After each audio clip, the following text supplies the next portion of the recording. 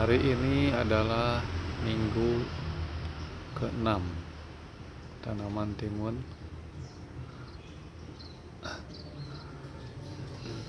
Tanaman timun sudah mulai berbunga.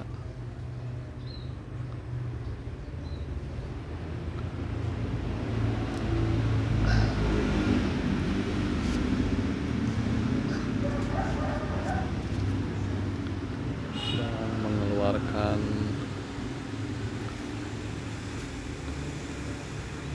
tintil buah.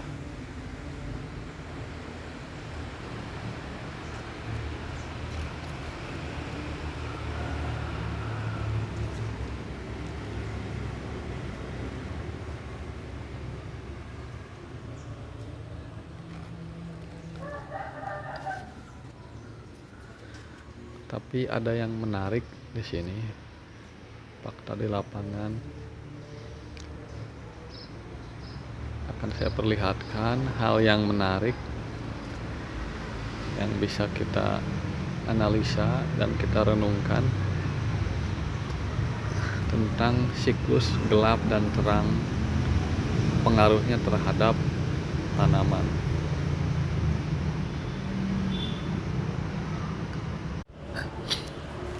Ini adalah sesuatu yang menarik bagi saya, yang berhubungan dengan siklus gelap dan terang dan pengaruhnya terhadap tanaman.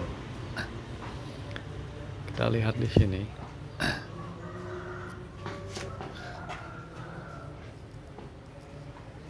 Di sebelah sini perkembangan buahnya lebih cepat besar.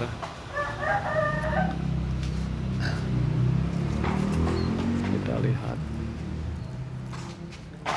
banyak sekali bakal buah yang muncul.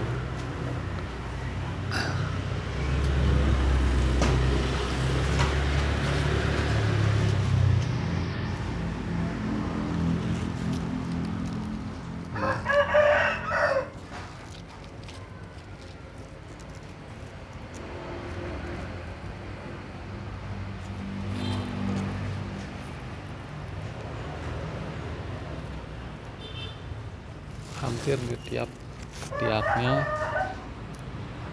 mengeluarkan buah. Nah, yang menarik adalah tanaman yang di sebelah sini,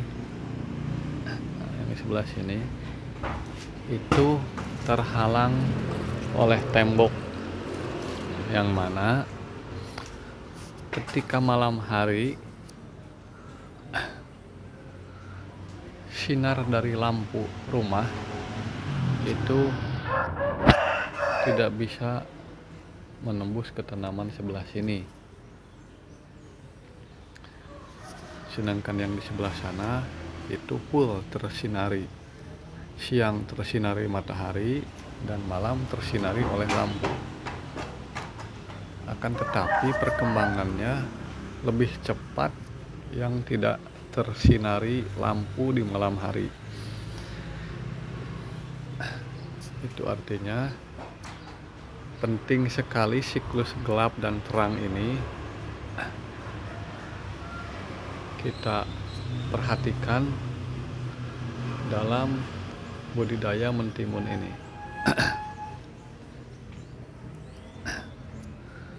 Sepertinya semua tanaman bereaksi seperti itu terhadap cahaya. Jadi ketika tanaman tersinari cahaya siang dan malam, siangnya tersinari matahari, malamnya tersinari lampu, maka tanaman merasa lebih nyaman untuk terus berfotosintesis, sehingga menghambat munculnya bakal buah.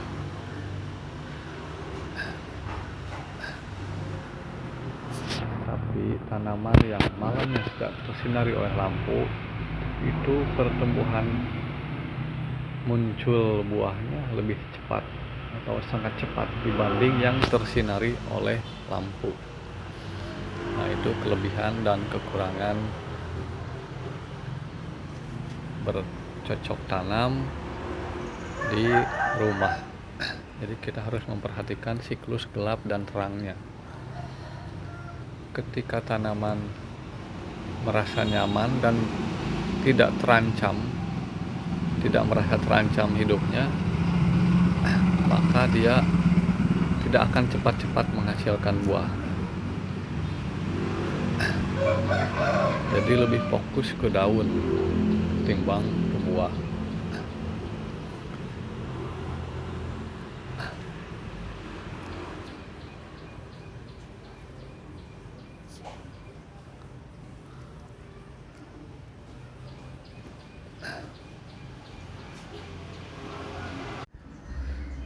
Sekarang saya akan memperlihatkan cara menanam dengan sistem organik yang saya jalankan.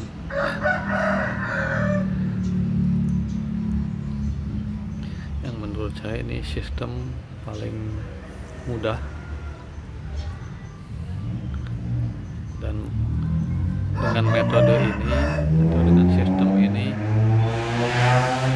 kita bisa mengurangi sampah organik atau limbah organik yang banyak terdapat di lingkungan kita tanpa perlu mengomposkan terlebih dahulu atau menggunakan bahan organik yang belum terdekomposisi dengan sempurna atau sampah organik yang ada di lingkungan kita.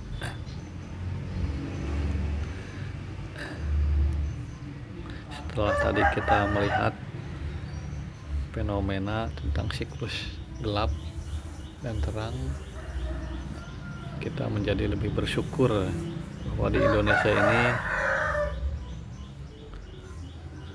iklim, cuaca, semuanya sempurna untuk pertanian dengan siklus gelap dan terang yang seimbang. Bisa kita bayangkan jika kita berada di negara lain yang siklus terangnya atau mataharinya bersinar tidak sebanyak di Indonesia, ataupun malamnya siklus gelapnya tidak sebanyak yang di Indonesia. Oke, kita kembali ke pembahasannya. Di sini saya sudah menyiapkan media tanam berupa tanah biasa, kemudian ada bibit apa saja yang kita tanam. Ini contoh saja. Kemudian saya ada POC, kemudian ada sampah organik. Kebetulan di sini adanya kohe ayam. Di sini juga ada sampah dedaunan. Caranya kita siapkan lubang tanam seperti ini misalnya.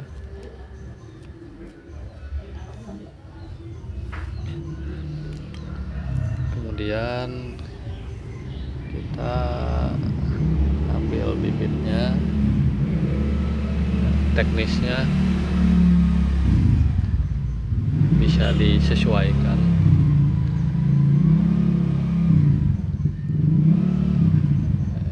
Contohnya saja, kita masukkan bibitnya.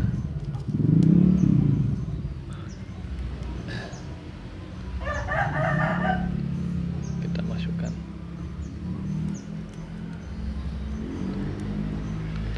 3. Kemudian kita tutup.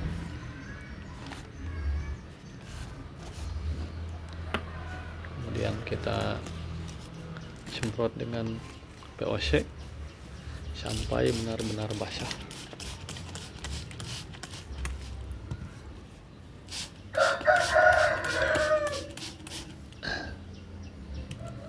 Kemudian kita masukkan sampah organik. Sampah organiknya bebas apa saja, jangan mencari yang tidak ada.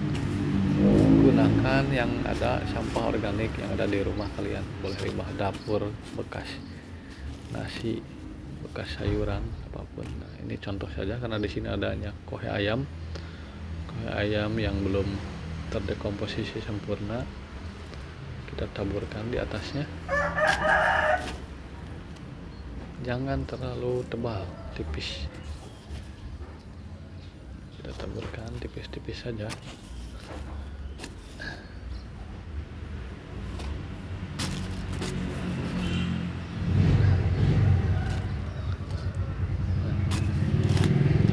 Seperti itu.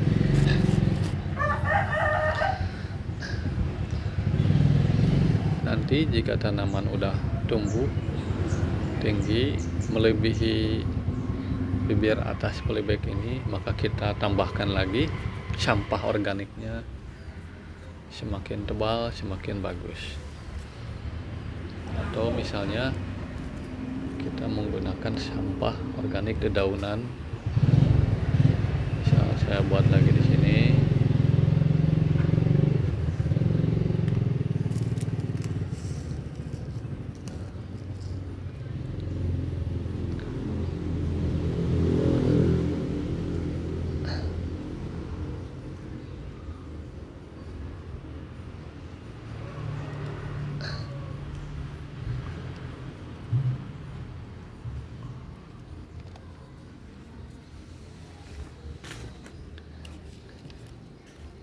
Kemudian kita tutup.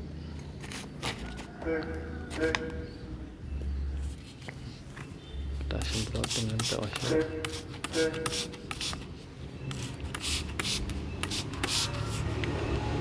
sampai benar-benar lembab atau basah. Kemudian kita tutupi dengan dedaunan seperti ini, ataupun rumput yang masih hijau, rumput yang sudah berwarna coklat, apa saja boleh selama itu bahan organik, baik itu bahan organik dari tumbuhan maupun dari hewan. Ingat, jangan terlalu tebal, tipis saja. Nanti kalau sudah tinggi kita tambahkan lagi bahan organiknya. Jika semua orang di tiap rumah memanfaatkan sampah organiknya dengan bertani seperti ini, maka kita bisa mengurangi sampah organik yang ada di lingkungan sekitar kita.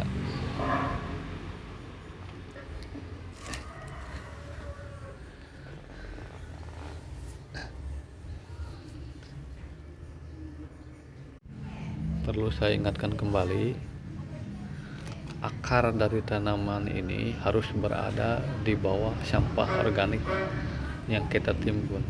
Artinya sampah organiknya harus berada di atas akar.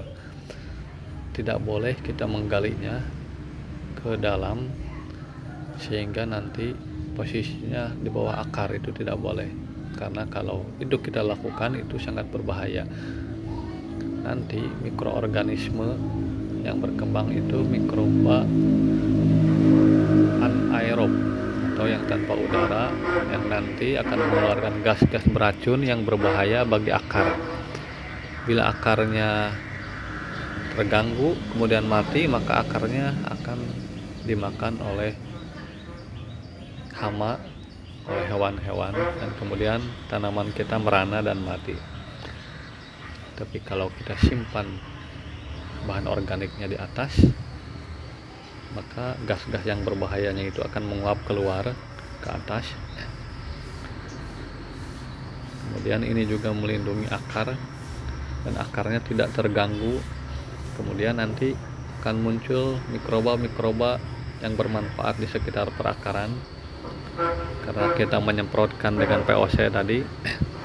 Nanti di sana akan muncul mycorrhiza, trichoderma, kemudian nitrobacter untuk mengurai nitrat, dan saya juga menambahkan mikroba Saccharomyces ke dalam POC yang saya buat.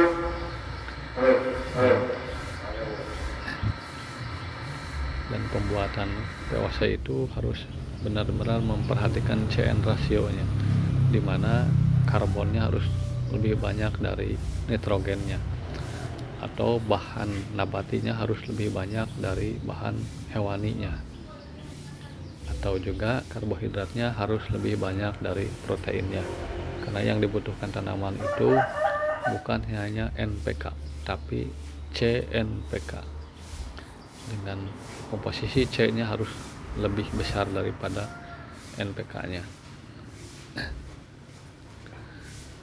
Kita lihat tanaman yang kemarin saya tanam, yang asalnya saya tanam di sini, kemudian saya bagi-bagi. Saat tumbuh ini saya masukkan sampah-sampah organik berupa dedaunan atau sampah apapun, mau nasi bekas, mau bekas sayuran, mau bekas gorengan, atau rumput, atau kotoran hewan, atau bangkai hewan, apapun sampah organiknya kita tumpuk di atas, tapi jangan sampai melebihi tanamannya. Kalau tanamannya udah mulai tinggi, kita tumpuk lagi bertahap.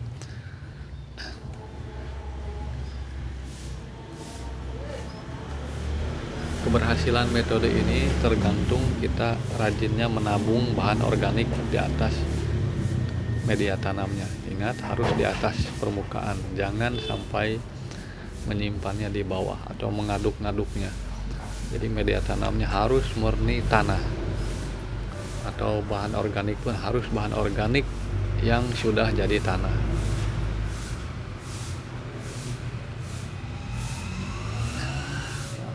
Bahan organik yang di atas ini akan menjadi tempat tinggal mikroba berkoloni di sana. Karena sebelumnya sudah kita semprotkan POC. POC-nya harus sebisa mungkin disemprotkan di awal persemaian, atau benihnya harus dikasih POC terlebih dahulu dari awal, seperti yang tadi saya praktekkan dalam cara bertanam yang saya lakukan.